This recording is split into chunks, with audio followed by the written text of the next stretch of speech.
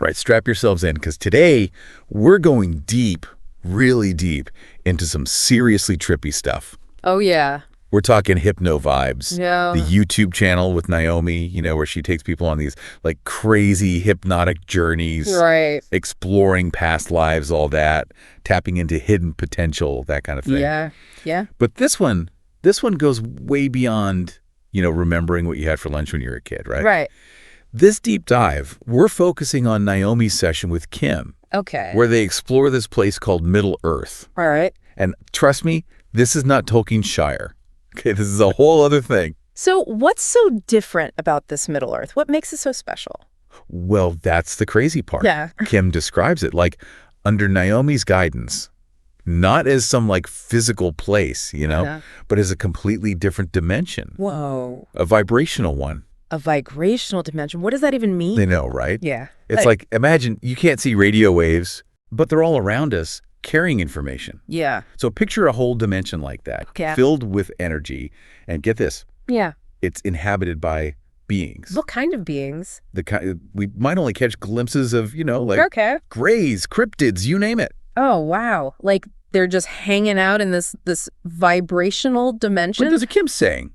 So are we talking about a dimension that's like untuned to a different frequency than our everyday reality? Exactly. And these beings are like vibing on that frequency. That's the idea. Wild. So that's why our typical five senses don't really apply there. Right. I mean, we're so used to experiencing things through sight, sound, touch. Yeah. But in this vibrational dimension, it's all about energy. Right. It's all about sensing it energetically. Kim even mentions being confused at first because there's nothing to see in the traditional sense. Right. It's like trying to tune into a radio station you can feel rather than hear. I know, right? It's like spinning my mind just thinking about it. Yeah. It's a whole different way of experiencing reality. But, okay, let's talk about these interdimensional residents for a second. All right, let's get into it. I mean, grays, cryptids, reptilians. Yeah. These are creatures we usually, relegate to sci-fi movies. Right. Or those blurry photos on, conspiracy theory websites. Exactly. But Kim is describing them like they're just chilling in this vibrational dimension. Like it's their local coffee shop? So they're not these scary, monstrous beings. That's what's so interesting. Yeah. Kim describes them as being less densely embodied than us. Less densely embodied? What does that even mean? It's like their form isn't as fixed or solid. Okay. Which is how they can exist in this vibrational space. I see. And even shift in and out of our physical reality. Hold on. Are we saying there could be beings walking among us who seem totally human but are actually... It's something else entirely. Whoa. Okay. Yeah. That is some next level stuff. I know. It's like it makes you question everything you thought you knew about reality. Right. But if we can accept the possibility that reality is a lot more multi-layered than we think... Yeah. It kind of starts to make sense. It does in a weird way. Yeah, in a mind-bending sort of way. But there's a question that popped into my head when Kim was talking about all these different beings in Middle Earth. Okay, what's what? Conflict, Like, are these different groups battling it out for supremacy or something? Yeah, like are the grays beefing with the reptilians or I don't know. Yeah, because let's be honest, when we think about interdimensional beings, our minds kind of jump to, alien invasions and all that Hollywood drama. Right. It's all Independence Day up in here. But Kim's experience suggests something totally different. Way different, yeah. It's not a war zone at all. Not even a little bit. So no intergalactic turf wars. That's a relief. I know, right. But it still begs the question, why Earth? What is it about our planet that makes these beings want to hang out here, even if it's just in this vibrational space? Yeah. What are they doing here? What's so special about us? Well, that's where things get really interesting. Okay, I'm listening. Because Naomi suggests it's all about Earth's potential. Potential. Specifically, the untapped potential of human beings. Oh. It's like we have this incredible power within us, this capacity for connection and growth. So we're not just some random backwater planet in the cosmic scheme of things. Not at all. They're actually intrigued by us. That's what it seems like. Oh, okay. And it all ties into this idea that we are more than just flesh and blood, Right. We're energetic beings with the potential to tap into these other frequencies, to connect with these other realms. But we haven't quite figured out how to do that yet. Exactly. We just haven't fully realized that potential yet. But hold on a sec. Yeah.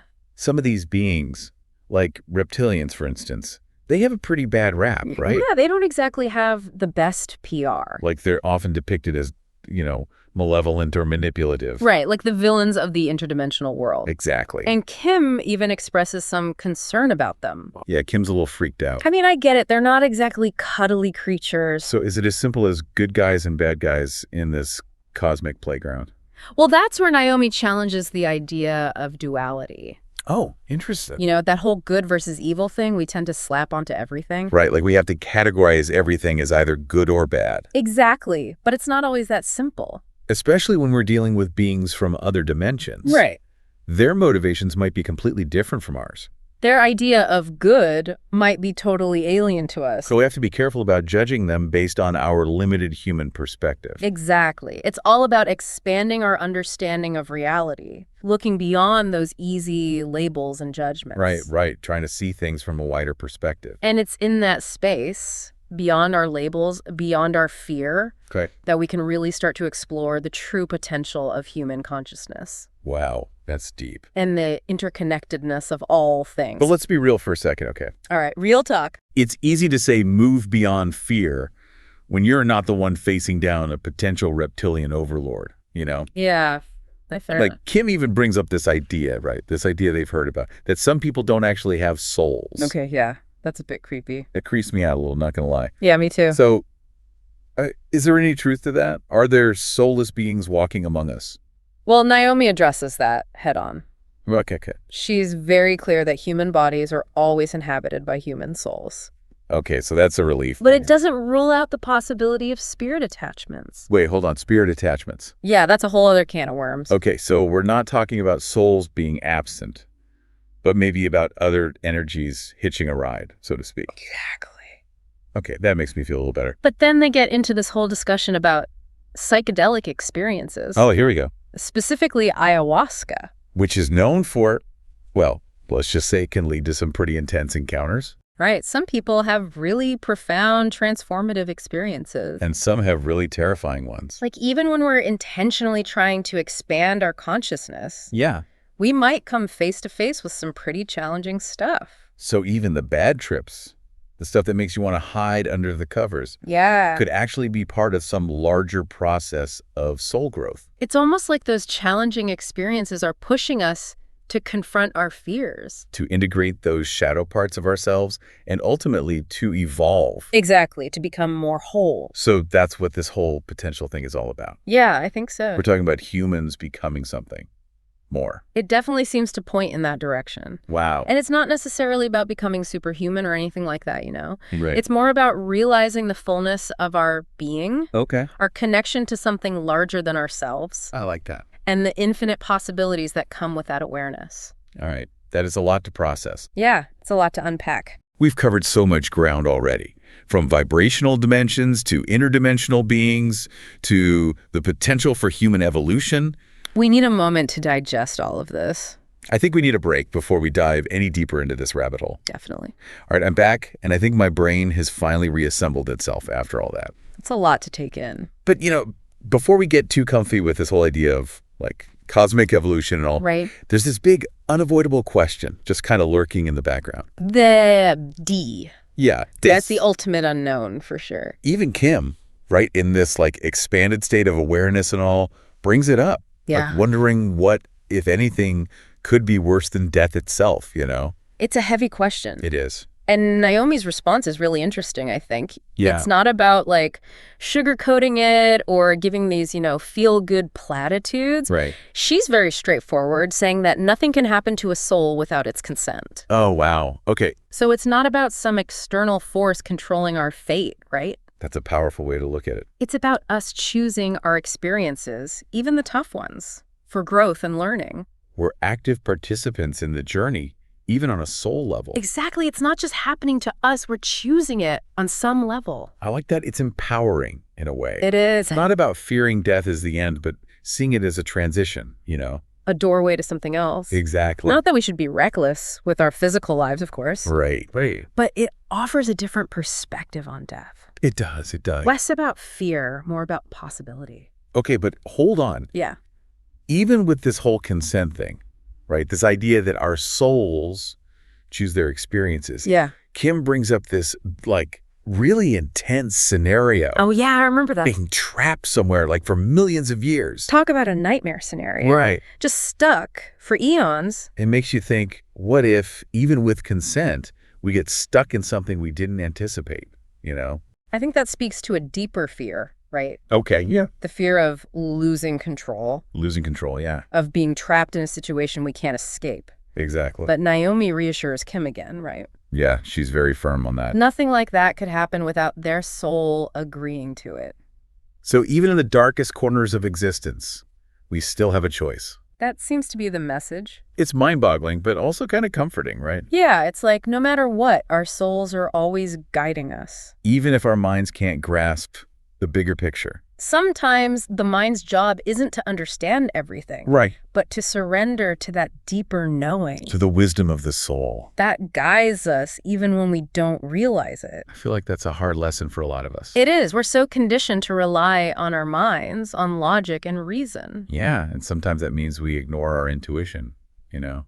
That gut feeling that tells you something's right or wrong, even when you can't explain why. Exactly. And maybe that's part of the challenge for us humans. Learning to trust that inner compass again. Not abandoning logic, but integrating it with our intuition. Exactly. Finding that balance. A more holistic way of navigating the world. That's it. Okay, but what about the mind itself? What about it? After we die, after we leave our physical bodies, I mean... Right, what happens to it? Is it just lights out? Yeah. Does it merge with our higher self, or... Kim asks that too. It's a natural question. Yeah. And Naomi's answer is pretty interesting. Okay, what does she say? She says that the physical mind isn't necessary in those other realms. So no more thinking, just pure being. In a way, yeah. Interesting. But she also emphasizes that the mind serves a crucial purpose here on Earth. Okay, so it's not our enemy. It's just got its limitations. Exactly. It's the tool that connects our soul to this physical reality. Right, so we need it to function here. Exactly. It's all about finding that balance, I guess. Between the mind's practicality and the soul's intuition. Okay, that makes sense. And that made me think about kids, you know? Oh, yeah. How they experience the world. They're so much more in tune with their souls, right? They haven't built up all those mental walls and filters that we adults carry around. They're just so open and receptive. Naomi even suggests that returning to that childlike mindset can be incredibly beneficial for us as adults. So it's not about being childish or naive, right? Not at all. It's about reclaiming that sense of wonder. That openness to possibility. That allows us to connect with something bigger than ourselves. And to see the magic in the everyday. It's making me think about those people who just seem to, like, know things, you know? Big tuition. Yeah, like they have a sixth sense or something. Could that be connected to this energetic sensitivity we've been talking about? Maybe. It's like they're tuned into a frequency that most of us are oblivious to. It's a possibility. All right, my mind is officially blown again. We've gone from interdimensional beings to the nature of death to the power of childlike consciousness. It's a lot. And there's still so much more to unpack. I know, it's crazy. But Kim throws us a bit of a curveball with our next question. Okay, what's that? It seems to come out of left field, but maybe it's more connected than we realize. Okay, I'm intrigued. Kim asks about skin disorders. Skin disorders? Yeah, things like itchy, rough patches. Oh, okay. And they wonder if that could be related to anxiety or fear. That's interesting. At first glance, it does seem random. It does. But knowing what we know now about this interconnected web of energy and consciousness, Right.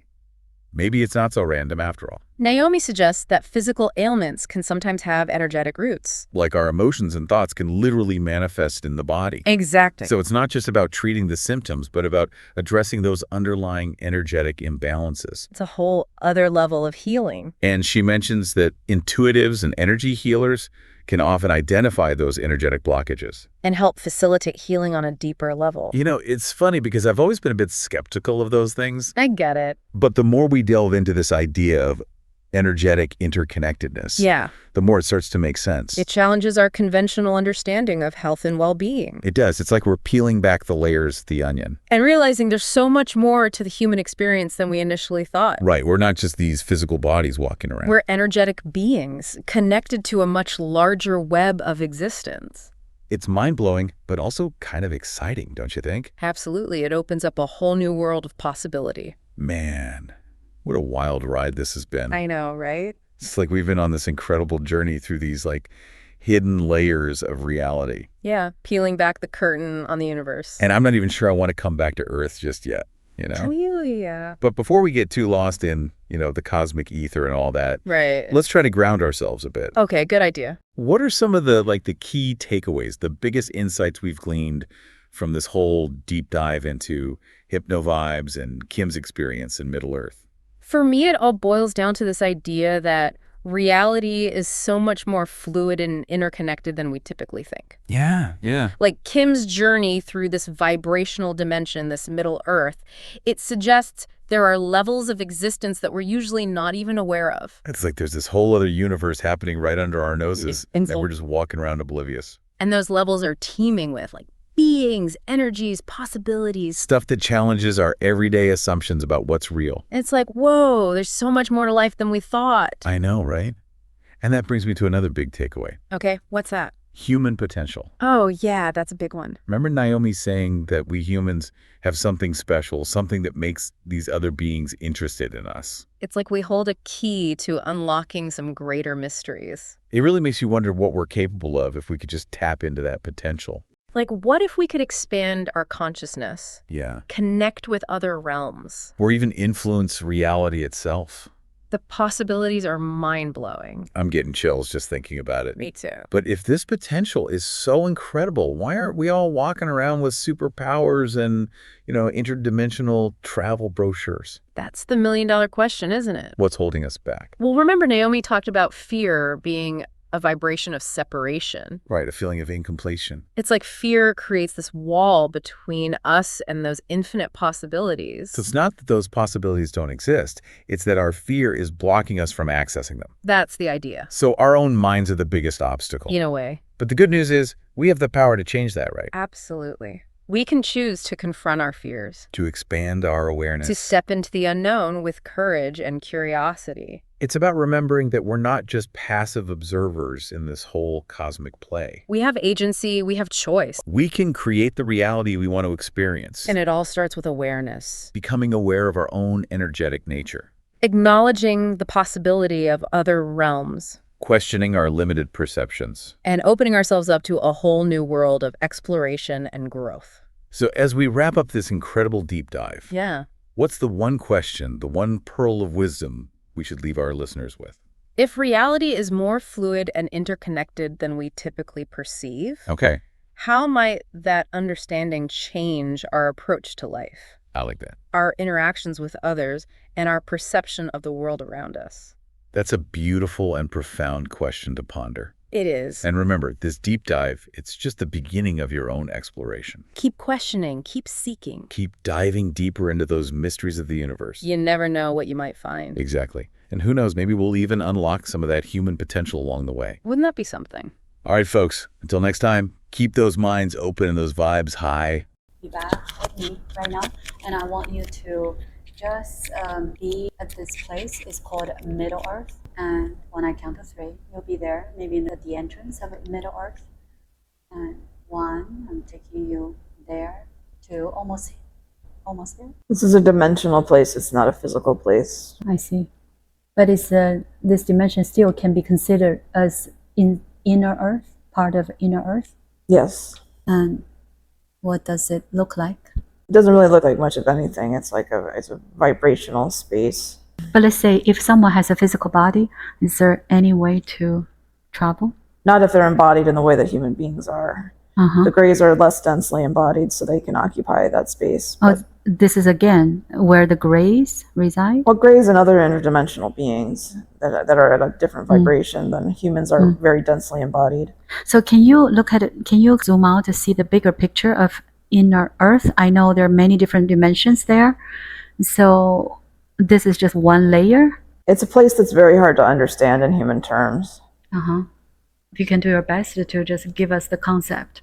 It's not a physical place. It's a frequency where very many different types of interdimensional beings, extraterrestrial, Sasquatch-like beings, cryptids, they can occupy this space because they're not embodied in the ways that human beings and other animals are. They exist primarily at a different vibration. They're less densely embodied. So they exist there, and they can emerge times into physical reality where you observe them. So they can, let's say, come to the surface? Yes. And do they see each other? If they want to, yes. But it's a very different type of seeing. It's not the way that you see with your eyes. It's energetic. So let's say the reptilians, there are certain type of reptilians are there. They can be, yes. So in a way, they're all living in a way that they can live in inner earth as peacefully with each other. Well, they have different aims and different objectives and different things, different interests in being on Earth. Mm-hmm. But it's not a zone of conflict. It's just a vibrational space where they exist, kind of a liminal in-between space. So this is my human way of thinking. Why they need to be inner earth? Why they don't choose, how to say, what's the difference between this kind of a dimension inside of earth versus just somewhere in the universe? Because they have interests in being on Earth. And So what makes them feel earth is exciting to them? the possibilities for what you can do here when you're embodied and human beings have a lot of potential. So if they like to appear on the surface, they will need to transform their energy? Yes, their vibration into a more densely embodied state that we're able to sense. And what they do on the surface? Many different things depending on who they are and what their reason for being here is. Many of them interact with human beings. Some of them just like to become embodied and experience what it's like to be physical on Earth. So they can also appear as a human.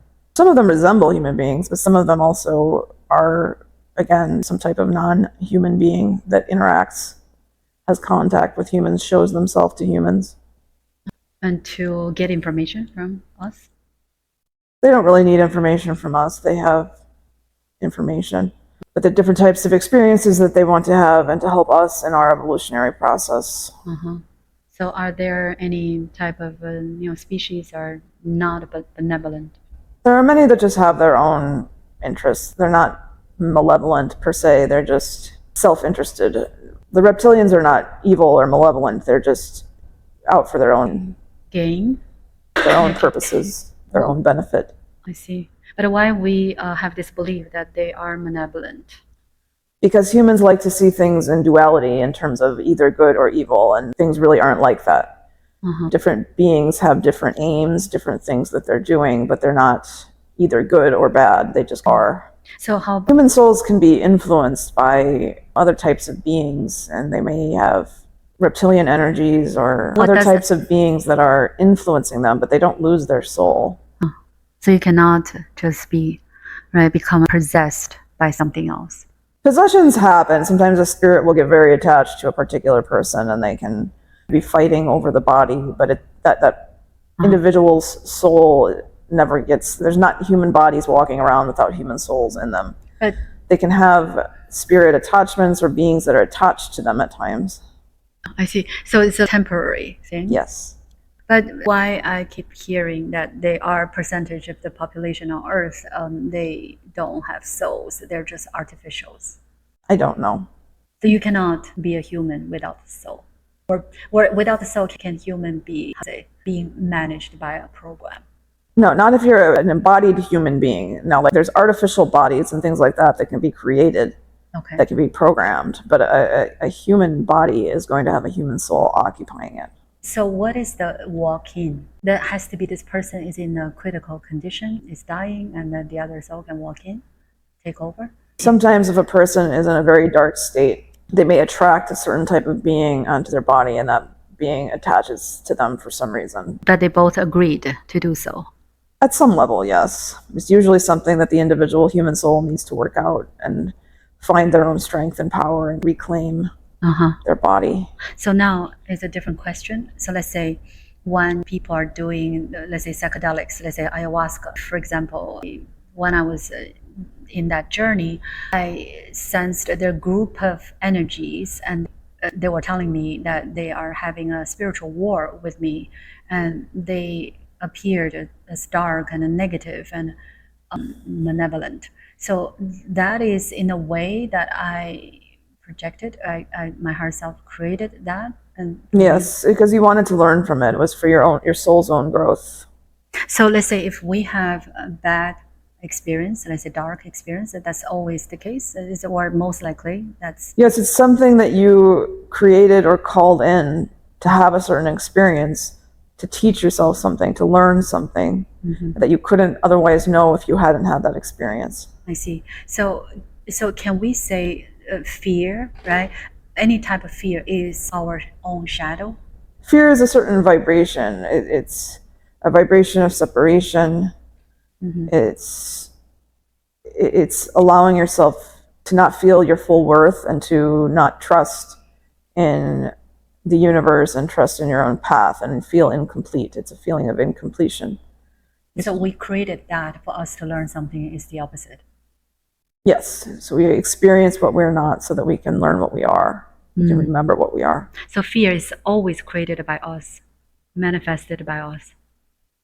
Yes. Who else could it be manifested Right. by? I know. I'm just want to hear this again because we have so much fear on Earth. So let's say, Yes, you're very fearful, but again, it's serving the purpose of teaching you something. And once you overcome it, and then you remember that there's really nothing to be fearful about. so if you say, I'm so afraid of this, basically you're saying, I'm afraid of myself. Yes. So from your perspective, what would be the best way to overcome? It's different for every individual, but you have to remember that the final outcome is always secured. Nothing can happen to you. You're an eternal soul. You're on a journey. This is one lifetime, and then you're going to have other lifetimes. And you're just here to learn and experience things. And some of those things are going to be difficult, and some of them are going to be hard. But they're things that you wanted to experience, so there's no reason to be afraid of them. And it's just a matter of trusting the bigger picture and the bigger process. And then you realize there's nothing to be afraid of. But I experienced, let's say, usually our worst fear is death, but I felt there's something worse than that. Is that possible? Or, right, I think I know the answer, but let's say I feel there's a possibility that someone can put me into a place, like lock me up for millions of years, and no one can see me. And so this cannot happen unless I agree to. That could only happen if your soul, for some reason, chose to have that experience. But what is the purpose to experience that? You'd have to ask the individual soul who wants to experience it. I don't see any reason that your soul would choose that. But you just have to realize nothing like that could happen without your consent. And you could lock yourself up, but the moment it was no longer serving you, you'd stop. You'd no longer be there. I see. It's good to hear this because I feel that's the worst thing that I still wonder if that can happen or if I wanted to have that experience. But you say when you're in that space and then you feel, I got it and it's no longer serving me. Right. Then you can Sometimes get we create certain situations for us to realize something. And then once we realize it, oh, I learned the lesson. This situation is no longer serving me. I just move on. So another thing I want to know, so let's say someone is being killed, murdered. So is this the case the soul will leave the body before the body feels that pain? It depends on if the soul wants to experience it or not. It can leave the body. It can choose to be tortured. A little Yes, if it wants to. bit. So how we as a human can really understand what the soul wants? Your physical mind cannot. It comes from your higher self. It comes through your intuition. It comes through your excitement. That's how you know what the soul wants. So the mind can be like, oh, no, I don't want that. Of course, the mind often is. Quite often the things that your soul wants, your mind will say no. Mind will say, no, I don't want that. But the soul can see the bigger picture. The soul knows what is coming and what the result is going to be. And so they'll want to experience it. I see. So let's say after we leave the body, in a way, we're going to be merged with our higher selves. Then you just are your higher self. Right. So then we no longer need the mind. Correct. You don't need the physical mind anymore. Right. But the physical mind is not in our brain or in our head, it's in the entire body. Yes. So as long as we're right on this planet Earth, we cannot say, I want to have no mind. That's not possible. No, it's not. You need a mind to anchor yourself in physical reality. So can we do this way, like live almost like a child and just, right, how to say, the mind doesn't need to be used to think, but just because the mind will let us know if we're hungry, we're thirsty, we are tired. We know what to do, but we don't need to go to the mind to think about anything more than that. Yes, children are much more connected to their souls and to their higher selves. As you grow into an adolescent and adult, you start to become less connected. And then kind of returning to that space of children are very trusting and they're very open, they're very connected to the other realms. So if you can come back to a childlike mindset, that will serve you, yes. So let's say I want to know this. If a child, let's say 3-year-old, right, and you put this child in the forest, in the jungle, let's say, right, the animals would not attack or harm this child? They might, depending on what that soul is Agreement. wanting to experience. Different question. What are usually the causes of skin disorders such as itchy, rough skin patches, or inflamed red skin? It can be a variety of things, but sometimes it's an anxiety that's manifesting somewhere or a fear that's manifesting. So to overcome this, we must know the cause. Correct. And it might help. Sometimes intuitives or chakra healers can identify what energy in the body might be causing that, Or hypnosis. or potentially hypnosis, yes. And so a different question is regarding a person sitting in the room, and Jessica. So she has, how does it work? Actually, I'm also taking this class. It's a martial arts class, and there's a classmate. His name is Jaden Yu. So in her dreams, she I just had 2 dreams, one after another, as in one night and then the next night.